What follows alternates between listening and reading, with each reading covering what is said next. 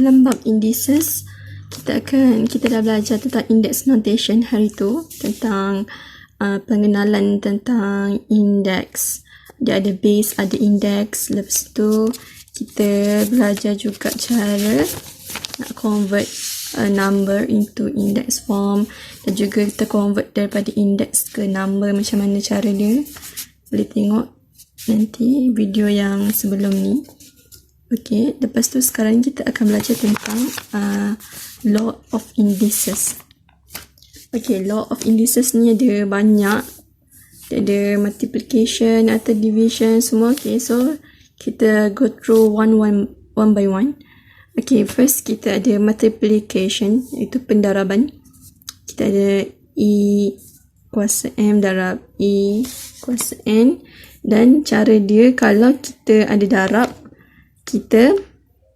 cara dia kita tambahkan kuasa, kita tambahkan indeks. Tu caranya. Maksudnya contoh kalau kita ada 5 to the power of 6 times 5 to the power of 3 equal to, caranya kita tambahkan kuasa ni, indeks ni. Kita tambahkan, kita plus, kita add them up. Okay, 5. Okay, base dia sama ya. Kalau base sama, okay, kita salin je base tu. Lepas tu kita tambahkan dia punya indeks, 6 plus 3. Like that, and we get 5 base 5, 6 plus 3, 9. So kita dapat 5 to the power of 9. Tu multiplication. Maksudnya cara nak solvekan kalau kita jumpa je darab, cara dia adalah kita tambahkan indeksnya, kita tambahkan kuasanya sahaja. Base tetap sama, dan syaratnya base-nya kena sama. Base dia kena sama. Maksudnya kalau contohnya 3 kuasa 3 darab 5 kuasa 3 contohnya. So yang ni base dia kan tak sama, 3 dengan 5. So tak boleh buat apa-apa. Sebab base tak sama. Tapi kalau contoh ada dari, contohnya belakang dia darab 3 kuasa 2 darab 5 kuasa 4 contohnya. So kalau contoh soalan dia macam ni, okay, kita kumpulkan base yang sama, 3 dengan 3, base 5 dengan 5. Maksudnya kita akan dapat, okay, kalau base 3 dia 3 kuasa 2 dengan 3 kuasa 3, betul tak? So kita base sama, lepas tu kuasa dia kita tambahkan. Maksudnya geng dengan geng dia je, jangan masuk di geng orang lain. Geng partner dia dengan partner dia je. Geng dia dengan geng dia, family dia dengan family dia je. Jangan melibatkan family orang lain. Kalau base dia 3, ambil base 3 juga sahaja. So ni 3 dengan 2 ni kita tambahkanlah. 3 tambah 2, 5. Macam tu. So kalau base 5 pula, kita tengok indeks dia 3 dengan 4, kita tambahkanlah. 3 tambah 4, 7. Macam tu. So kena ingat base kena sama, syarat dia. Base dengan base dia yang sama. Jangan campur aduk dengan base lain. Okey. Yang lain pun sama. Kalau division, okey, kalau division pula, beza dia tolak. Kalau bahagi, kalau dia divide, dia punya operation dia minus. Dia tolak. Dia subtract. Macam multiplication dia tambah. Kalau dia division, dia tolak. Maksudnya, contoh kalau 7 to the power of negative 2 bahagi 7, kena base yang sama, 7 to the power of 4, for example. So, cara dia 7 base yang sama. Lepas tu, dia punya indeks dia kita tolakkan. Maksudnya negatif 2 tolak 4. Jangan tinggal dia punya signal kat depan dia. Signal pula dah. Dia punya sign. So, negatif 2 minus 4 7 to the power of negative 6. Okay, itu cara dia. Maksudnya kalau dia multiplication, dia tambah. Kalau division, dia tolak dia punya index. Dan base kena sama ya. Base dia wajib sama. So kalau zero index pula, dia senang je. Maksudnya apa-apa yang berkuasakan kosong, jawapan dia kena 1. Dan syarat dia punya base dia ni not equal to 0 lah. Maksudnya apa-apa sahaja base nombor ke huruf ke tak kisah. Tapi kalau index dia 0, dia equal to 1. Contohnya kalau 100 pun 100 to the power of 0, the answer is 1. The answer is 1. Kalau m to the power of 0.1. Kalau m kuasa 0, n kuasa 0, p kuasa 0. So 1 darab 1 darab 1, 1. Maksudnya apa-apa yang to the power of 0, the answer is 1. That's all. And then kita ada negative index. Negative index ni, negative index maksudnya dia punya index dia punya kuasa ialah negatif. Kita boleh tulis macam ni sahaja, tapi cara kita nak tulis dalam bentuk yang lain adalah, ataupun kita nak jadikan kuasa ni positif, kita nak jadikan positif, cara dia adalah kita letak dekat bawah. Maksudnya jadi fraction 1 over this, but the index is positive. Maksudnya contoh kalau 5 to the power of negative 3, for example. So nak jadikan dia positif, maksudnya nak jadikan 5 to the power of positive 3, we can write it as 1 over this. 5 to the power of positive 3. Like this. Okay. So maksudnya kalau negatif, kalau indeks negatif nak jadikan dia positif, kita 1 over. Jadikan fraction, bentuk fraction. Okay, tu. Okay. Dan lainnya power. Kalau power macam tadi multiplication, dia darab kan. Kalau macam ni pun, dia punya power pun darab juga. Tapi contohnya macam 4 to the power of 3 kuasa 5. Okay, cara dia kita darab macam biasa. Sebab ni dia punya kurungan ni, bracket ni kan, maksudnya dia darab. So 4, dia punya index dia kita darabkan, maksudnya 3 darab 5. Kita darabkan macam biasa. So dia jadi 4 to the power of 15. Macam tu. Okay. Lepas tu, kalau cara lain, dia punya jenis lain dia pula, kalau ada contohnya e to the power of m times e to the power of 9, n.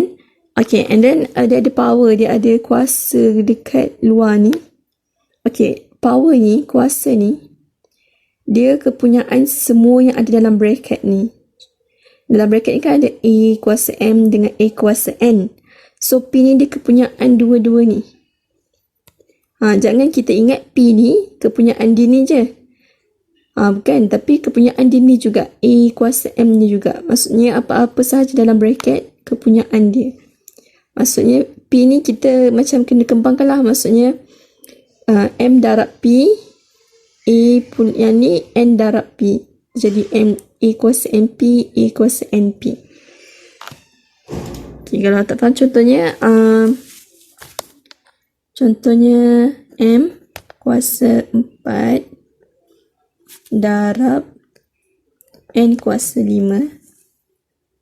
Dan dia ada power kat luar ni, contohnya 3. Okay, dia ada power kat ni. Tapi pastikan kalau nak tahu power tu untuk kepunyaan siapa, kalau ada bracket ni, ni bracket ni diumpama rumah lah, rumah. Maksudnya dalam rumah ni ada banyak tau, ada banyak. Contohnya kalau ni ada M kuasa 4, ada N kuasa 5. So dekat luar ni, contohnya ni kita panggil dia atap lah contohnya.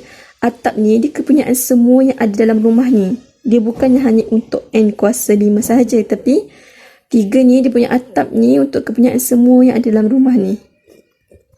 Kepunyaan maksudnya kuasa dia darabkan lah. Dia punya kuasa kat luar ni darab dengan indeks dan dalam ni.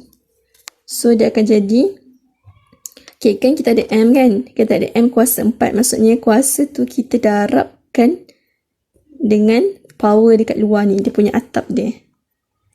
Dan N ni juga dia pun ada hak, dia ada juga hak untuk darabkan dengan 3 kat luar ni.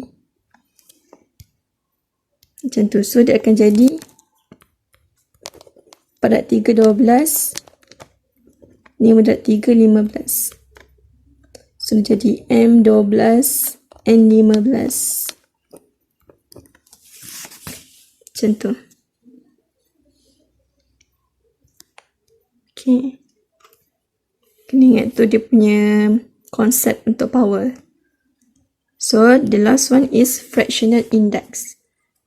Maksudnya fractional index ni dia lebih kurang macam dia combinekan power dengan itulah. So ada kaitan dengan power dengan fraction juga. Dia punya 1 over ni. Kita kena ingat kalau fractional index A kuasa 1 over N, maksud dia sama juga dengan square N A. Maksudnya sebelum ni kan kita pernah belajar kalau A ataupun square root A contohnya. Kita pernah belajar square root sebelum ni, square root A kan. Kita boleh juga tulis A to the power of 1 over 2. Okay, konsep ni dengan konsep ni sama je. Maksudnya 1 over apa-apa pun, tak kisah nombor ke huruf ke, kita boleh terjemahkan juga, kita boleh tuliskan juga, we can written it as square root juga. Tapi ni square ni square N lah. Square root N. Kalau ni square root je. So contohnya kalau A to the power 1 over 4, so dia jadi A square 4. Macam tu. So yang lainnya, ni kalau kita combinekan, okay, contohnya A kuasa M over N, kita boleh tulis juga dengan A kuasa M, maksudnya dekat atas ni, yang dekat atas dia akan jadi power ataupun indeks, power ataupun indeks.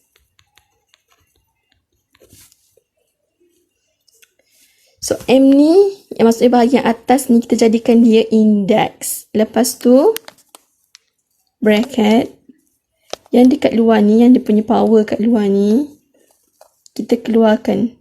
Sebab M bila kita dah keluar, dia tinggal 1 over N. Macam tu. So, bila kita keluarkan M, yang tinggal adalah 1 over N. So, sekarang ni kita tahu 1 over N, kuasa 1 over N, kita boleh juga tulis dengan cara square root N. Yang dalam ni kita biarlah, yang dalam bracket ni kita salin je balik. Tapi yang kuasa 1 over N ni, kita tuliskan sebagai square root N. Cara lain dia, okay, kalau ni kan kita mula-mula kita ambil A ni indeks M. Tapi cara lain dia juga boleh tulis sebagai indeks yang dekat bahagian atas ni, kita bawa keluar. Maksudnya kita jadikan dia power. Maksudnya yang dekat bahagian atas tadi, di bahagian atas kita kekalkan masuk dalam bracket. Tapi sekarang ni, yang dekat bahagian atas kita keluarkan, dia duduk luar bracket jadi power. So, bila M ni dia keluar, kan cakap tadi kalau M keluar, yang tinggal 1/n kan. Okay, 1/n ni kita jadikan dia index yang dia dalam bracket. Dia duduk dalam bracket. Macam tadi dia duduk luar bracket. Tu dia punya beza dia. So, kalau macam ni, kita tahu 1/n ni kita betul tulis juga sebagai square root n. So, yang dalam bracket ni kita tuliskan dia sebagai square root n. Macam tu. Contohnya macam 8 kuasa 3/2 contohnya. Okey, kita boleh juga jadi kita ada dua cara, sama ada nak jadikan bahagian atas ni dalam bracket ataupun kita jadikan yang dalam bahagian atas ni dekat luar bracket.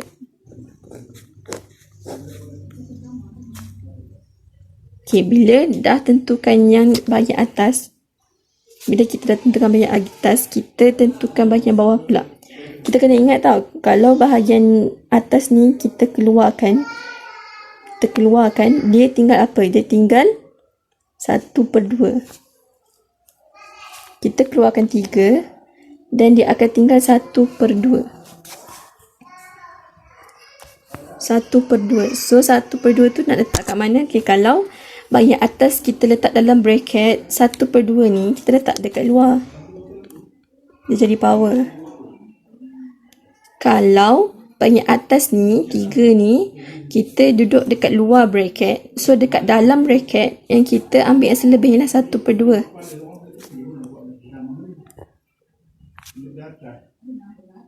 Kalau nak tahu macam mana nak, kita tak boleh nak tangkap macam mana nak 1/2 ni. Okey, cuba 3 darab 1/2 dapat berapa? 3 darab 1/2 dapat 3 darab 1, 3/2. Maksudnya satu ada 3, satu ada 1/2. Kita ada 3 dengan 1/2. So 3 ni yang bahagian atas ni kita ada dua cara, sama ada dia duduk dalam bracket atau luar bracket. Kalau yang bahagian atas dah duduk dalam bracket, yang 1/2 yang lagi satu bahagian ni duduk dekat luar bracket. Kalau bahagian atas kita nak letak dekat luar bracket, so 1/2 lagi satu ni kita duduk dalam bracket. Okay, dan lepas tu kena ingat yang 1/over ni kita kena ingat dia punya konsep dia ni. Dia boleh juga tulis cara dia square root. So dalam ni kita biar je dalam ni kita ada 1/. So yang 1/2 ni kita square root lah. Ataupun tak payah, kalau square root 2 tak payah tulis apa-apa. Macam ni je. Okay, kalau ni pula kan 1/, kan dekat dalam. So jadi macam ni. Maksudnya dekat dalam bracket yang kita, sebab ada 1/, kan, kita tukar kepada ni lah, square root ni. Dia punya konsep dia macam tu. Atau fractional index. Okay, so kita boleh selesaikan lah. Ini boleh selesaikan lah berapa. Maksudnya dalam ni kita kira berapa. Contohnya 8. Tapi ni contoh lah, takut tak ada jawapan pula. So ni. So cara nak convert dia step by step dia macam tu. Kalau dia suruh calculate, suruh kira, kita kira lah. Macam tu. Contohnya kalau dia suruh calculate 16 kuasa 5/4 contohnya. Cara step dia sama je. Step by step dia sama je. Ada dua cara. Sama ada yang bahagian atas duduk dalam ataupun bahagian atas duduk luar. So, tapi kalau kita nak tentukan jawapan yang paling senang, kita tekan calculator pun boleh. Maksudnya 16 kuasa 5/4 kan. So, 16 tu kita ada 16. Okay, yang kuasa indeks ni, kita boleh ni dia punya simbol dia yang kuasanya.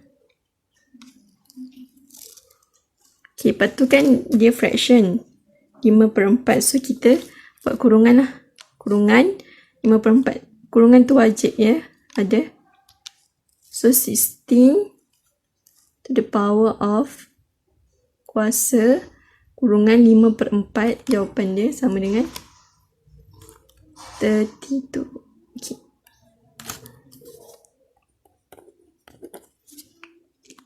Suruh calculate. Tapi kalau suruh calculate, tunjuklah step by step ni. Tapi jawapan akhir dia adalah 32. Atau kita nak check cara kita betul ke tak. So jawapan akhir 32. So macam tu. So ni log of index ada ni lah. Dia ada multiplication, in division, zero index, negative index, power, fractional index.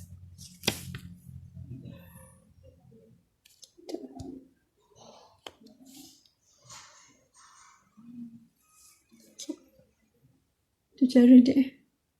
So lepas ni kita akan belajar tentang macam mana nak perform operation involve law of indices. Maksudnya semua ni kita mungkin akan bergabung dalam satu soalan. Macam mana cara dia.